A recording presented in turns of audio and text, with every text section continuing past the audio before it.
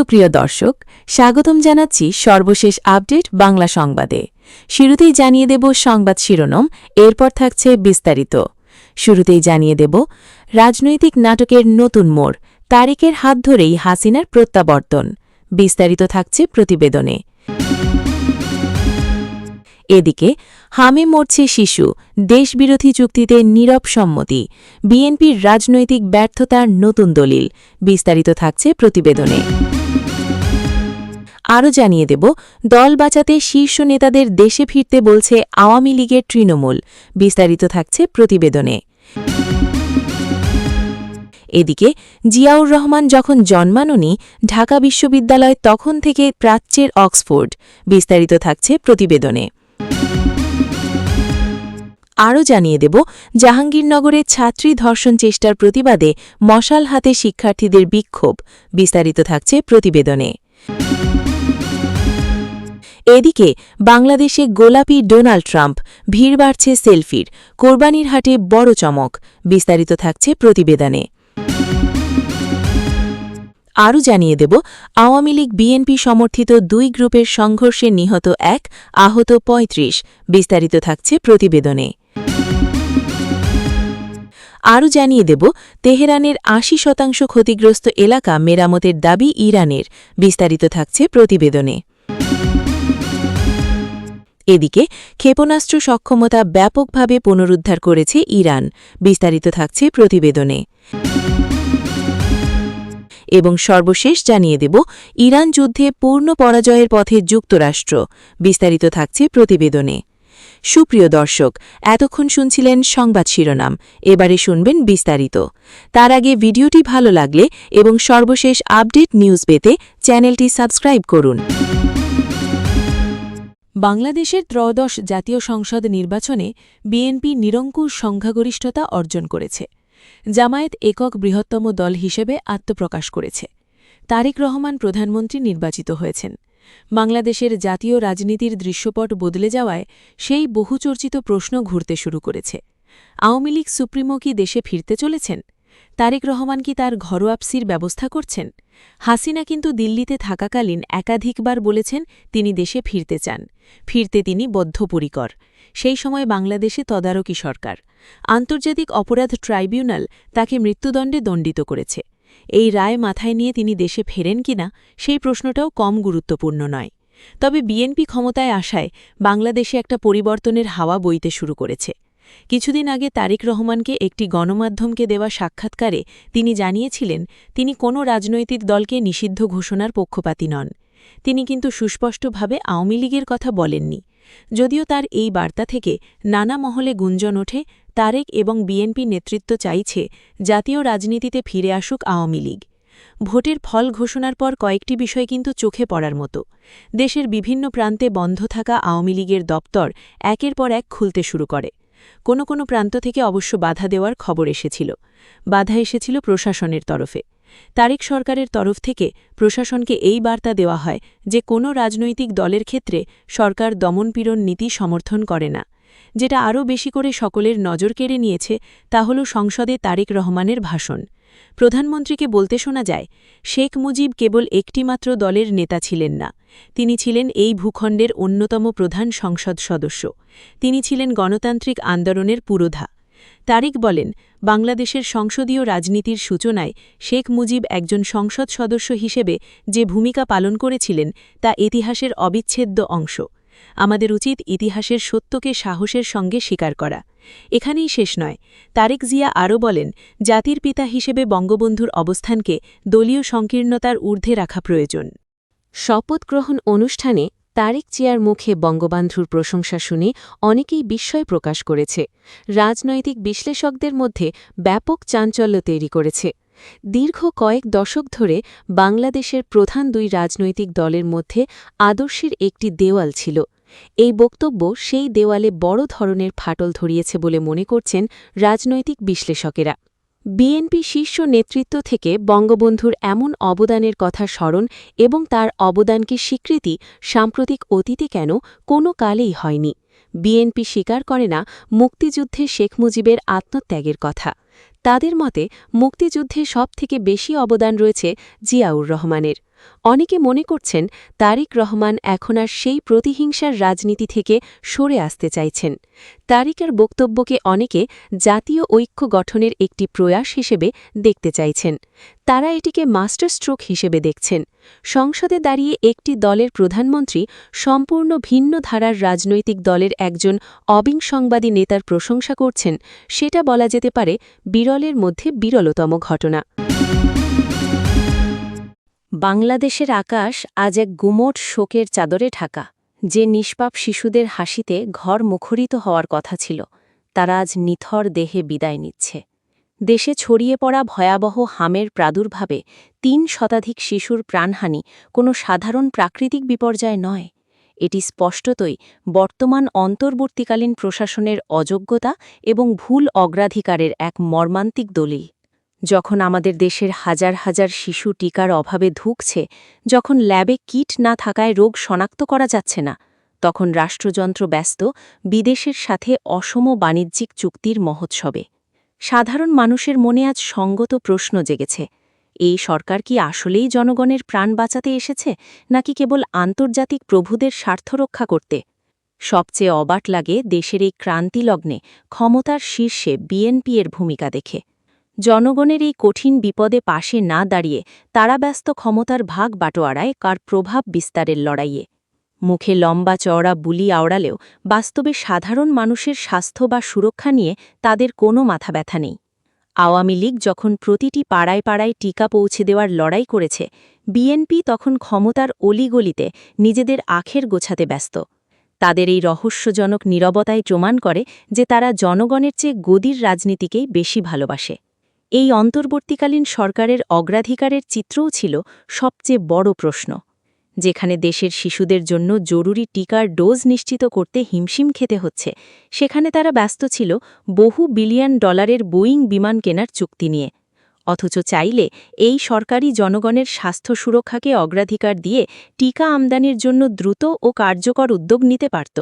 কয়েক হাজার কোটি টাকা বিমান কেনায় ব্যয় না করে সেই অর্থের একটি অংশ দিয়েই সারা দেশের শিশুদের জন্য পর্যাপ্ত ভ্যাকসিন নিশ্চিত করা সম্ভব ছিল। তদুপরি বিএনপিও এই সংকটকে প্রয়োজনীয় গুরুত্ব দিয়ে সামনে আনতে পারেনি। জনগণের স্বাস্থ্য আর শিশুদের নিরাপত্তা রাজনৈতিক বিতর্কের কেন্দ্র হওয়ার কথা থাকলেও ক্ষমতা আর কূটনৈতিক সমীকরণই তাদের কাছে বেশি গুরুত্ব পেয়েছে। আওয়ামী লীগ সবসময় দেশের সার্বভৌমত্ব এবং সাধারণ মানুষের জীবন রক্ষাকে অগ্রাধিকার দিয়েছে। বঙ্গবন্ধু যে স্বনির্ভর বাংলাদেশের স্বপ্ন দেখেছিলেন এবং জননেত্রী শেখ হাসিনা যে স্বাস্থ্য ব্যবস্থাকে আন্তর্জাতিক রোল মডেলে পরিণত করেছিলেন, আজ তা কিট আর ভ্যাকসিনের সংকটে ধুঁকছে। 2019 থেকে 2023 সাল পর্যন্ত টানা কয়েক বছর আওয়ামী লীগ সরকারের টিকাদান কর্মসূচি গাভি এবং বিশ্ব স্বাস্থ্য সংস্থা WHO কর্তৃক বিশ্বের শ্রেষ্ঠত্বের স্বীকৃতি পেয়েছিল। আমরা প্রতিটি পাড়ায় পাড়ায় টিকা পৌঁছে দিয়েছিলাম, যার ফলে বাংলাদেশ থেকে হাম ও পোলিও প্রায় নির্মূল হয়ে গিয়েছিল। অথচ আজ হাসপাতালের বারান্দায় টিকার জন্য মায়েদের আহাজারি শুনতে হয়। 409+ জন শিশুর মৃত্যু কোনো পরিসংখ্যান নয়, এটি একটি জাতীয় শোক। সবচেয়ে শঙ্কার কথা হল, এই সরকার কেবল দেশের অভ্যন্তরেই ব্যর্থ হয়নি, বরং আন্তর্জাতিক অঙ্গনেও বাংলাদেশের মর্যাদাকে ধূলিসাৎ করেছে। বর্তমানে প্রতিবেশী দেশ ও বৈশ্বিক অংশীদারদের সাথে বাংলাদেশের কূটনৈতিক সম্পর্ক যে তলানিতে ঠেকেছে, তা আমাদের জাতীয় নিরাপত্তার জন্য চরম হুমকি।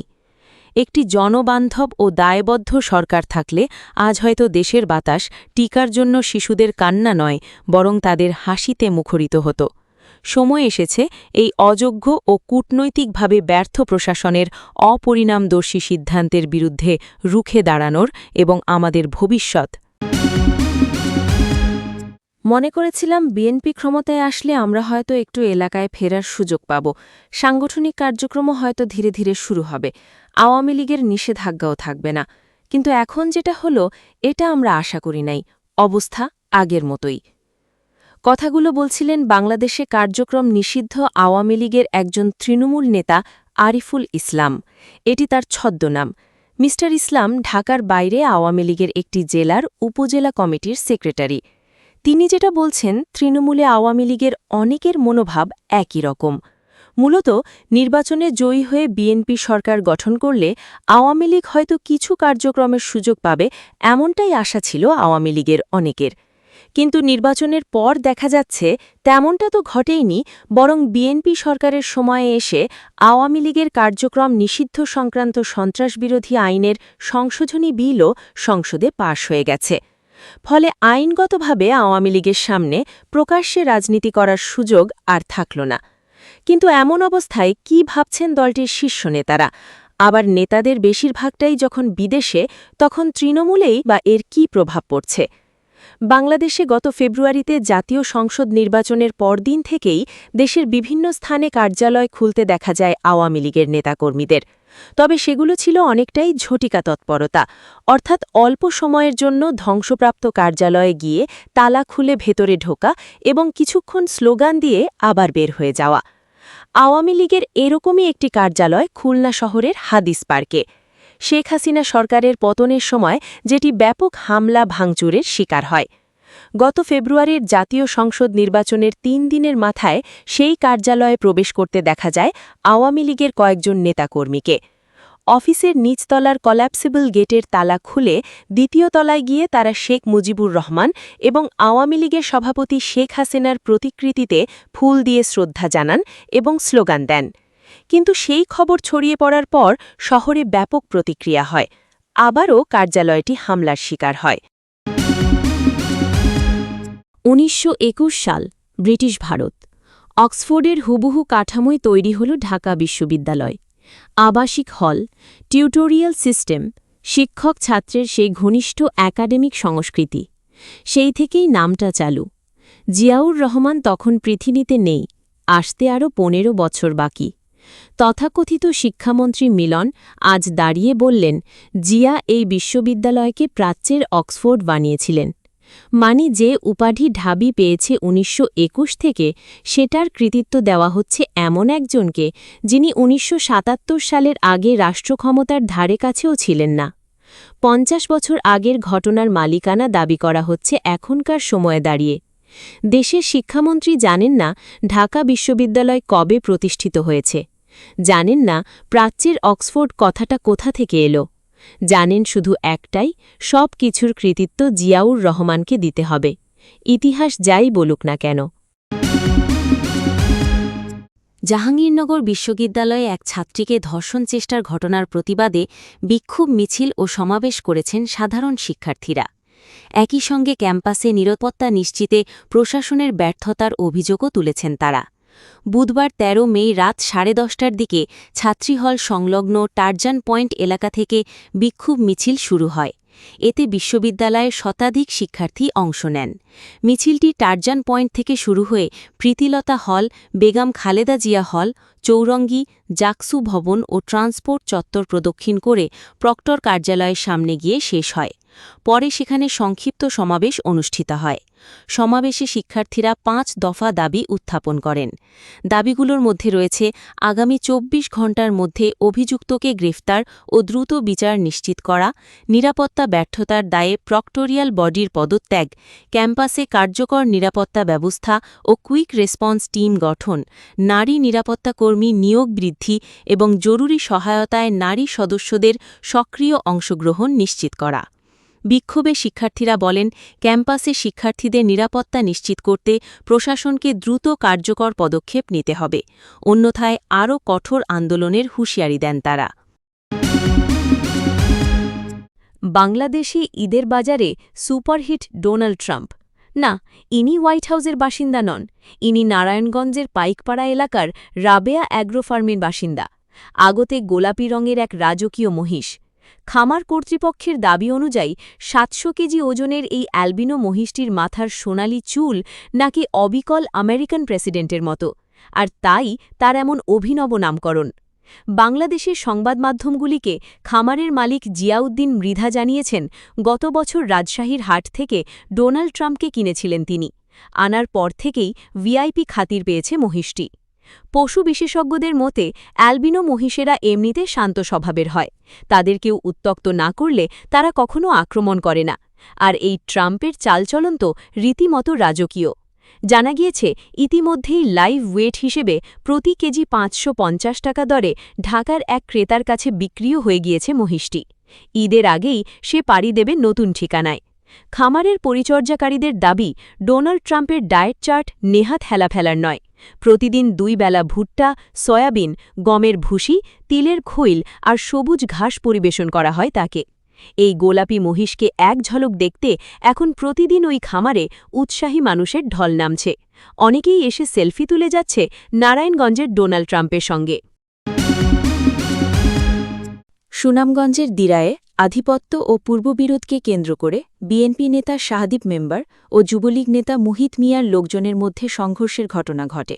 এতে একজন নিহত ও অন্তত ৩৫ জন আহত হয়েছেন। মঙ্গলবার বিকেলে উপজেলার ভাটিপাড়া ইউনিয়নের আলীনগর গ্রামে এ ঘটনা ঘটে। নিহত রতন মিয়া ২৭ শাহদীপ মেম্বারের লোক বলে জানা যায়। খবর পেয়ে দিরাই থানা পুলিশ ঘটনাস্থলে গিয়ে পরিস্থিতি নিয়ন্ত্রণে আনে। জানা যায়, ভাটিপাড়া ইউনিয়ন বিএনপির সাধারণ সম্পাদক ও ইউপি সদস্য শাহদীপ মেম্বার এবং আলীনগর গ্রামের ২ নম্বর ওয়ার্ড যুবলীগের সাধারণ সম্পাদক আব্দুল মুহিতের মধ্যে দীর্ঘদিন ধরে রাজনৈতিক ও আধিপত্য বিস্তার নিয়ে বিরোধ চলে আসছিল। এ নিয়ে উভয় পক্ষের মধ্যে একাধিক মামলাও রয়েছে। সপ্তাহখানেক আগে সংঘটিত আরেকটি ঘটনাকে কেন্দ্র করে এলাকায় উত্তেজনা বিরাজ করছিল। মঙ্গলবার ভাটিপাড়া বাজার থেকে আলীনগর আসার পথে শাহদীপকে পথরোধ করে মারধর করেন মুহিত মিয়া ও তার লোকজন। পরে শাহদীপের লোকজন দলবল নিয়ে এলে উভয় পক্ষের মধ্যে রক্তক্ষয়ী সংঘর্ষের সৃষ্টি হয়। আহতদের সন্ধ্যায় ৭টায় উপজেলা স্বাস্থ্য কমপ্লেক্সে নিয়ে আসে স্থানীয়রা। গুরুতর আহত ৬ জনকে সিলেট ওসমানী হাসপাতালে পাঠানো হয়। এদের মধ্যে একই গ্রামের রতন মিয়া ২৭ আজ সিলেট ওসমানী হাসপাতালে চিকিৎসাধীন মারা যান। এছাড়া সংঘর্ষে আব্দুল মুহিত পক্ষের আহত অন্তত ২০ জন ও শাহদীপের পক্ষের কয়েকজন সিলেট সুনামগঞ্জ সদর হাসপাতালে চিকিৎসাধীন রয়েছেন। এ বিষয়ে দিরাই থানার অফিসার ইনচার্জ এনামুল হক চৌধুরী বলেন, সংঘর্ষের খবর পেয়ে ঘটনাস্থলে পুলিশ পাঠিয়ে পরিস্থিতি নিয়ন্ত্রণে আনা হয়। এলাকার পরিস্থিতি এখন শান্ত রয়েছে। অভিযোগ পেলে ব্যবস্থা নেওয়া হবে। ইরানের রাজধানী তেহরানে যুদ্ধবিধ্বস্ত এলাকার প্রায় ৮০% মেরামত করা হয়েছে বলে জানিয়েছেন দেশটির এক কর্মকর্তা। রাষ্ট্রীয় সম্প্রচার মাধ্যম Islamic Republic of Iran broadcasting IRIB এ তথ্য প্রকাশ করেছে। তেহরানের ডেপুটি গভর্নর ইয়েদ কামাল উদ্দিন মির্জাফরিয়ানকে উদ্ধৃত করে IRIB জানায়, তথাকথিত তৃতীয় চাপিয়ে দেওয়া যুদ্ধের সময় মার্কিন ইসরায়েলি হামলায় তেহরান প্রদেশে ৬০,০০০-এর বেশি আবাসিক ও বাণিজ্যিক ইউনিট ক্ষতিগ্রস্ত হয়েছিল।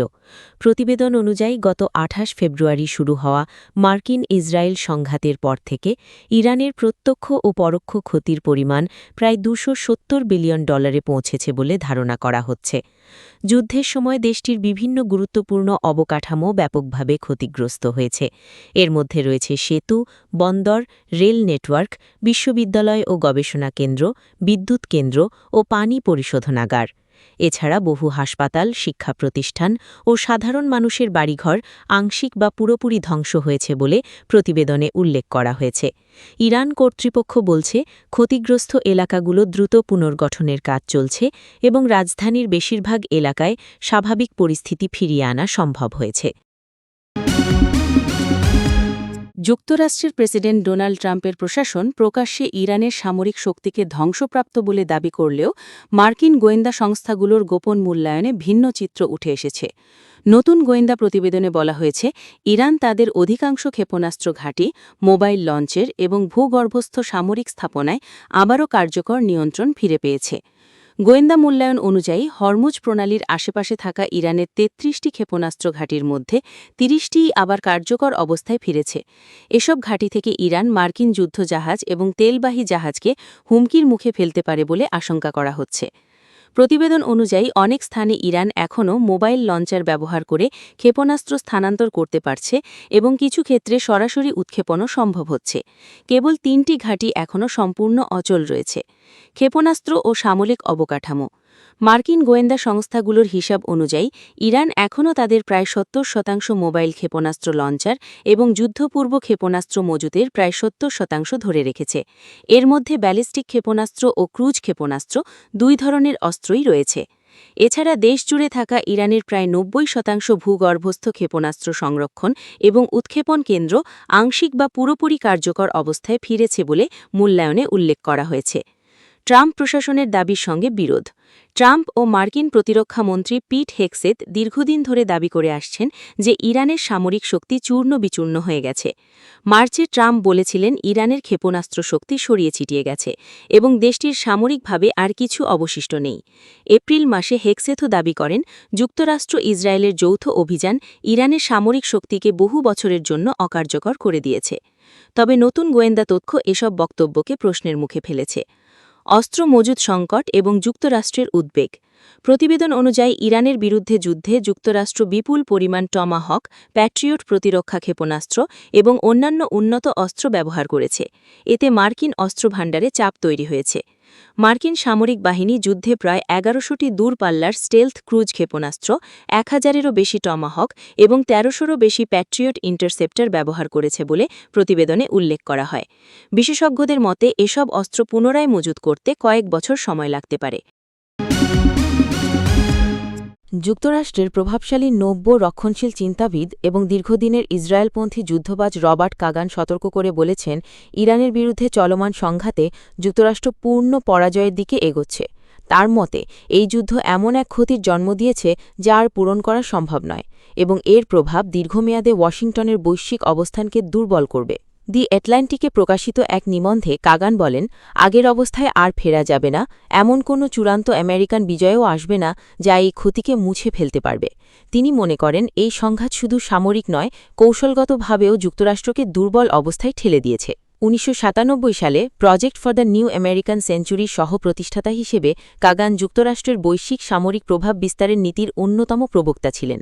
এই নীতির ধারাবাহিকতায় ২০০৩ সালে ইরাক যুদ্ধ শুরু হয়, যার জর্জ ডব্লিউ বুশ প্রশাসনের পররাষ্ট্র নীতিতে বড় প্রভাব ফেলেছিল।